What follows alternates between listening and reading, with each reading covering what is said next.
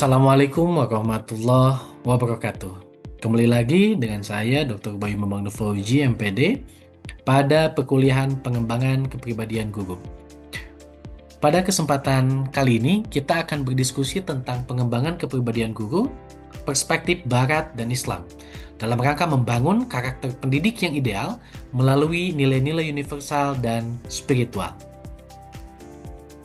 CPL pada kesempatan kali ini adalah mampu mengaplikasikan konsep dan prinsip didaktik metodis PAI serta keilmuan PAI untuk melaksanakan pembelajaran inovatif dengan memanfaatkan iptek yang berorientasi pada kecakapan hidup. CPMK-nya, mahasiswa mampu mengembangkan, mengaplikasikan kompetensi kepribadian guru dalam perilaku profesional, komunikasi edukatif, keteladanan, serta pengembangan diri berbasis iptek dan nilai-nilai keislaman. Berbicara tentang konsep kepribadian guru adalah keseluruhan sifat, sikap, perilaku, dan karakter yang dimiliki seorang pendidik yang membentuk identitasnya dalam berinteraksi dengan peserta didik dan lingkungan pendidikan. Urgensi konsep kepribadian guru ini, yang pertama, guru itu sebagai role model utama bagi siswanya. Selanjutnya, bahwa kepribadian itu mempengaruhi efektivitas mengajar dan pondasi pembentukan karakter peserta didik. Ini yang menjadi penting untuk dibahas, bahwa konsep kepribadian guru itu harus difahami dan diimplementasikan oleh segenap pendidik. Selanjutnya, kepribadian guru dalam perspektif Barat. Ada beberapa teori yang akan saya sampaikan. Yang pertama adalah teori humanistik yang disampaikan oleh Abraham Maslow. Menurut Abraham Maslow, inti dari teori humanistik ini itu adalah tentang aktualisasi diri guru, motivasi intrinsik, dan pemenuhan kebutuhan. Lalu bagaimana implikasi bagi guru? Guru harus terus mengembangkan potensi dirinya, meningkatkan kreativitas dan inovasi pembelajaran, menjadi pembelajar sepanjang hayat.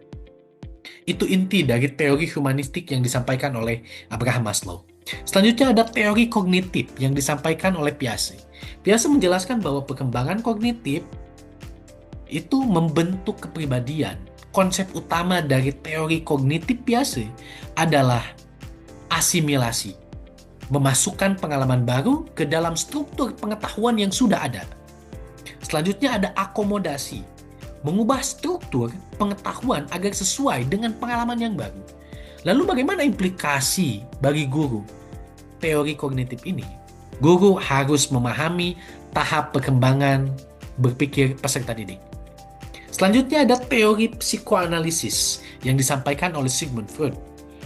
Teori psikoanalisis ini merupakan salah satu teori kepribadian paling awal yang menjelaskan bahwa perilaku manusia banyak dipengaruhi oleh dorongan bawah sadarnya. Di dalam teori psikoanalisis ini ada yang disebut dengan id, berisi dorongan biologis dan naluriah. Ada yang disebut ego, berfungsi sebagai penengah antara id dan realitas. Kemudian ada superego, berisi nilai moral, norma, dan suara hati. Selanjutnya ada teori behavioristik yang disampaikan oleh Skinner, di mana Skinner menyampaikan bahwa teori behavioristik itu memandang kepribadian itu sebagai hasil pembelajaran melalui interaksi dengan lingkungan. Di dalamnya itu kita berbicara tentang stimulus dan respon, ya, perilaku muncul sebagai respon terhadap rangsangan, dan berbicara tentang penguatan. Apakah penguatannya itu positif, pemberian hadiah, atau penguatannya itu negatif, menghilangkan sesuatu yang tidak menyenangkan. Nah, selanjutnya, teori kepribadian perspektif Islam. Di antaranya disampaikan oleh Imam Al-Ghazali. Dalam konsep kepribadiannya Imam Al-Ghazali, struktur kepribadian menurut Al-Ghazali itu dijelaskan bahwa manusia itu memiliki 4 unsur. Yang pertama ada unsur akal. Akal berfungsi untuk menimbang mana yang benar dan mana yang salah. Ya, serta dapat mengendalikan nafsu. Kemudian unsur yang kedua itu ada unsur kolbu, hati, di mana hati ini merupakan pusat kesadaran spiritualitas manusia yang memiliki fungsi tempat iman dan ketakwaan. Ya, seperti yang disampaikan oleh Rasulullah SAW dalam hadis Bukhari dan Muslim, ketahuilah bahwa dalam tubuh terdapat segumpal daging. Apabila ia baik, maka baiklah seluruh tubuhnya. Dan apabila ia rusak, maka rusaklah seluruh tubuh. Ketahuilah, itulah yang dinamakan dengan hati, kolbu. Yang ketiga ada ruh. Ruh adalah unsur ilahi yang memberikan kehidupan kepada manusia, di mana ruh itu memiliki fungsi menghubungkan manusia dengan Tuhannya, menjadi sumber kecenderungan spiritualitas manusia. Dan yang keempat ada nafsu. Nafsu adalah dorongan dan keinginan dalam diri manusia.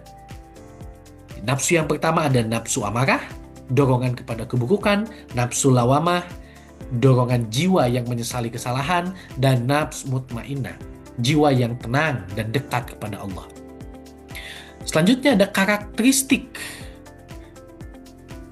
Karakteristik di sini ada karakteristik perspektif Islam. Akhlak mulia, guru itu harus memiliki akhlak yang mulia, harus memiliki sifat kenabian, kemudian harus memiliki ilmu dan hikmah, serta spiritualitas dan ikhlas. Simpulannya, bahwa kepribadian guru adalah inti dari proses pendidikan yang bermakna. Saudara-saudara semua, ketika berbicara tentang perspektif Barat, itu menekankan kompetensi, rasionalitas, dan psikologi humanistik, dan perspektif Islam itu mengintegrasikan akhlak, spiritualitas, dan keteladanan Nabi. Maka kedua ini akan saling melengkapi. Ya. Kedua perspektif saling melengkapi dalam membangun guru yang utuh dan kafah. Ya, implementasi terbaik dalam mengintegrasikan nilai-nilai universal dan nilai Islam. Terakhir, pesan dari saya, pendidik terbaik adalah yang mampu menyentuh hati, bukan hanya mencerdaskan akal.